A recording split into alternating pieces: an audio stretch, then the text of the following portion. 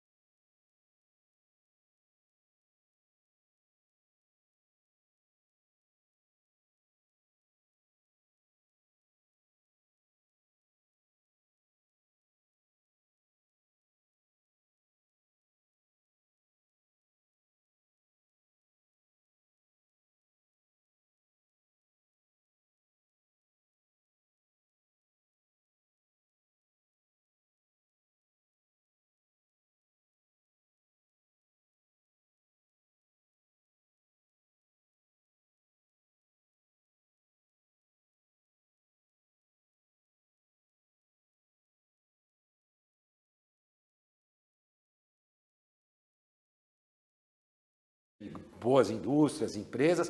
Fui prefeito por 2 mandatos, Na primeira eleição, veja, sem ter sido candidato antes, eu tive o maior número de votos da história lá de São José dos Campos, e aí tive a oportunidade de ser eleito e depois de reeleito. Mas o que eu costumo dizer, então eu tenho essa trajetória na iniciativa privada, claro, a oportunidade que Deus me deu e a população de São José de me tornar prefeito em São José dos Campos por 2 mandatos, e agora essa nova como oportunidade vice-governador, ao lado de uma pessoa espetacular, que é o nosso governador Tarcísio de Freitas, claro, um grande exemplo da prática da boa política. Mas eu acho que, em primeiro ponto, é importante que a gente tenha bons valores. Claro. E eu lembro, Cury, quando na minha primeira campanha, lá em 2017, São José tem campanha de televisão. Então eu fui fazer o meu programa e eu comecei o meu programa repetindo uma frase que eu escuto do meu pai. Felício, seu nome é o seu principal patrimônio. E é. Quem honra o seu nome, honra os seus pais e honra a sua família. E é verdade. E é possível fazer política com bons valores. Claro. Com os valores da família, com ética, com respeito. Inclusive, eu não acredito nesse negócio de velha política e nova política. Eu acredito em boa política. Isso. Tem gente que faz política há muito tempo, faz bem feito, e gente recém-eleito que logo que assume um cargo já se atrapalha, e dá um péssimo exemplo de política. E o nosso governador Tarcísio, para mim, é um grande representante também da boa política, o homem do diálogo, ética, respeito, eficiência de gestão. Então, para mim é um grande prazer agora essa nova missão que Deus me deu, e claro, a população do estado de São Paulo, de poder estar ao lado do governador Tarcísio. Mas a gente com esse olhar especial para o empreendedorismo. Agora vamos falar um pouquinho. Está sentado na cadeira, vice-governador, governador eleito Tarcísio. Nos conta um pouquinho como é que foi esse primeiro ano. Qual foi o resultado, a expectativa e Depois tem mais uma pergunta salgada para a gente fazer, mas nos conta um pouquinho dessas realizações, por favor. Primeiro, um governo de transição sem ruptura, né? O governo do Estado de São Paulo ficou 30 anos praticamente com o mesmo grupo no poder ao longo dos últimos 30 anos. E o governador Tarcísio, então, optou por fazer um governo, sim, de transição, de mudança, mas sem ruptura. Reconhecendo, inclusive, aquilo que a gente tinha de positivo nas outras gestões e melhorando e ampliando. É o estilo do governador, inclusive... Maturidade. Exato. Foi maturidade. E também deixar a vaidade de lado. Infelizmente, nesse mundo político tem muita também vaidade envolvida. E ali, inclusive na nossa campanha, para quem não lembra, vamos recordar, o nosso slogan era São Paulo pode mais. É verdade. Não era reconstruir São Paulo, porque São Paulo é um estado espetacular, mas a gente pode ter oportunidade de prestar, sim, melhores serviços em muitas áreas. Foi isso que a gente fez nesse primeiro ano.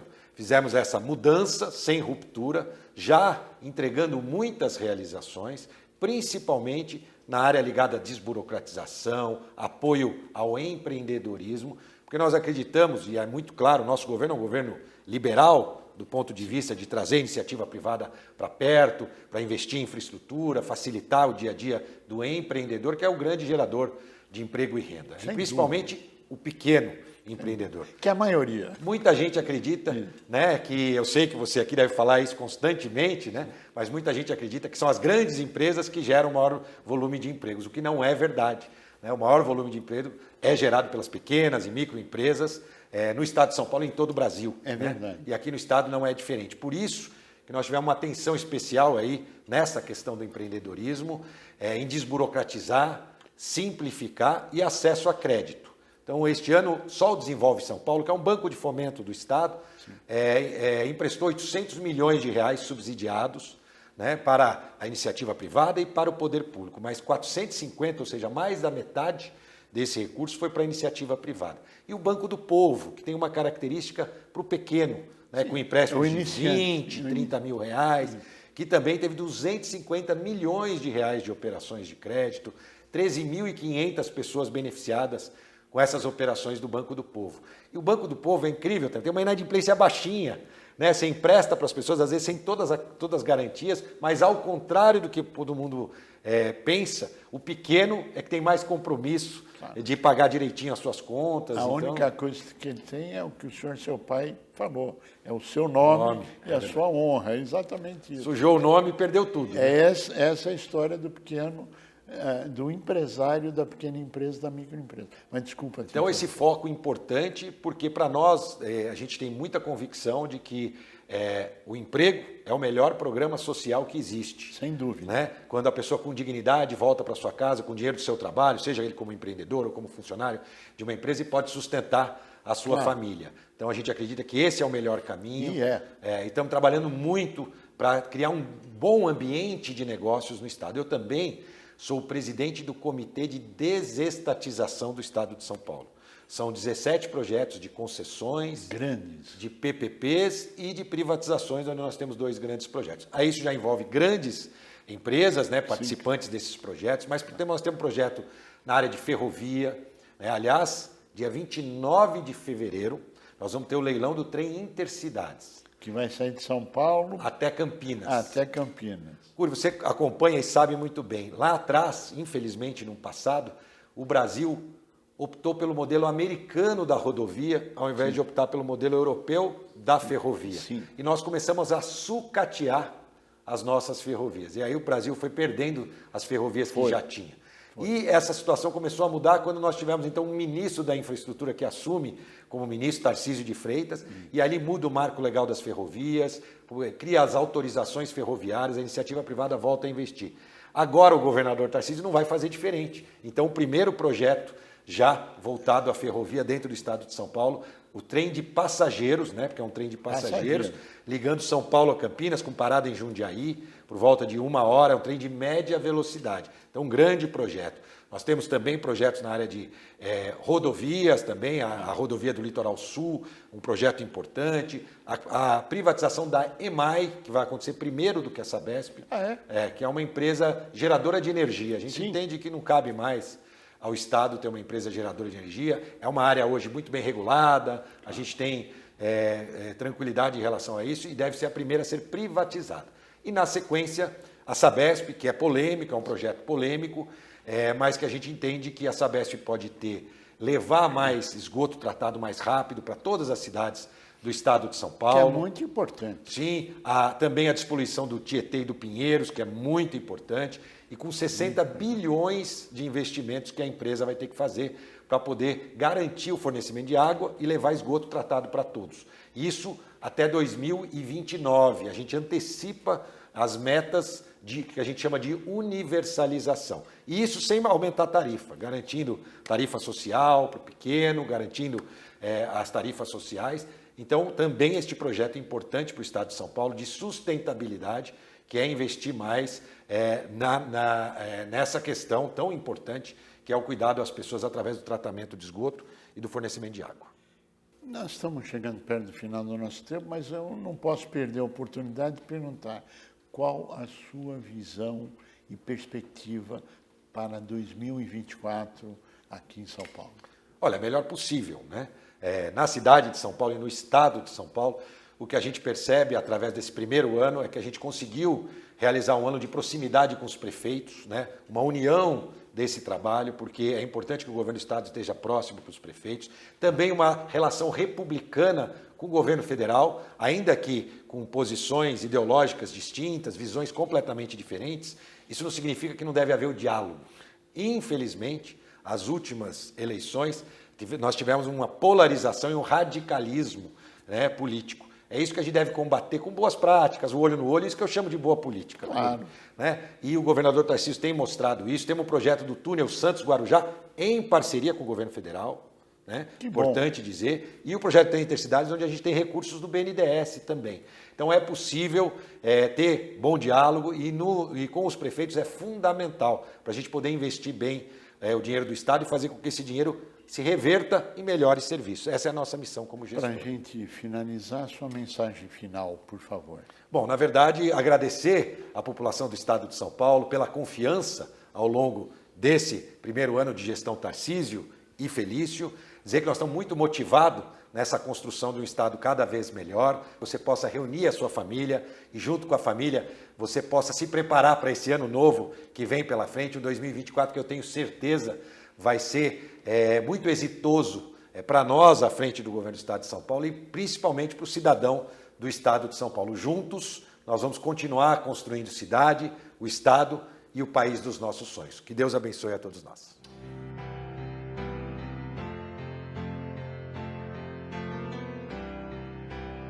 Bem-vindo 2024, que possa trazer saúde, felicidade, prosperidade, alegria, que seja um ano muito especial para todos. Bem-vindo 2024.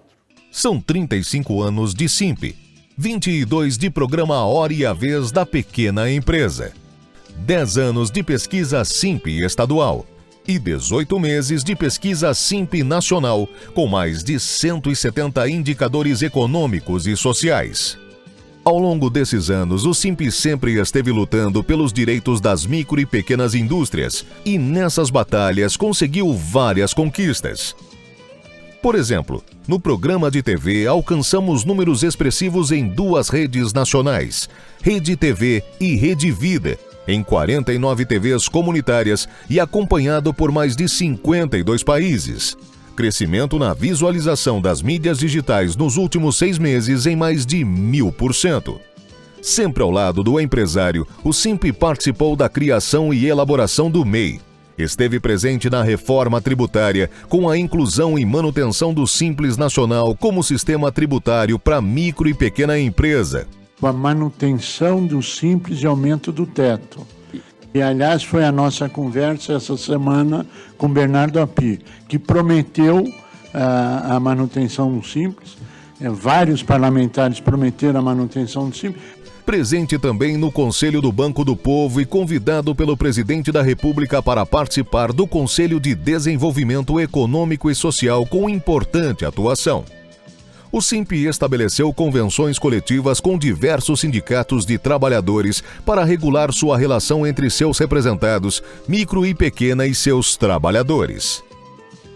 além da participação nas frentes parlamentares estadual e nacional, tal como parcerias na Prefeitura Municipal e no Governo do Estado de São Paulo. Apoio, elaboração na lei e implantação do Fórum Permanente da Micro e Pequena Empresa.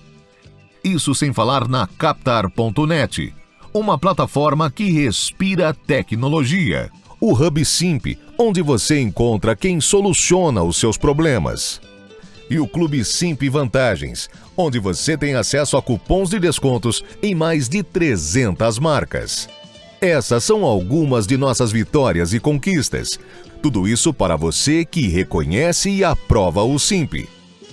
Pesquisa presencial Datafolha de junho de 2023 aponta que 18 milhões de pessoas acima de 16 anos conhecem o Simp e 96% dos que conhecem o Simp avaliam a entidade como importante para a representação e defesa das micro e pequenas indústrias. O Simp cresceu e existe porque você existe, empresário da micro e pequena indústria. Juntos somos mais fortes. Obrigado. Simp, 35 anos ao seu lado.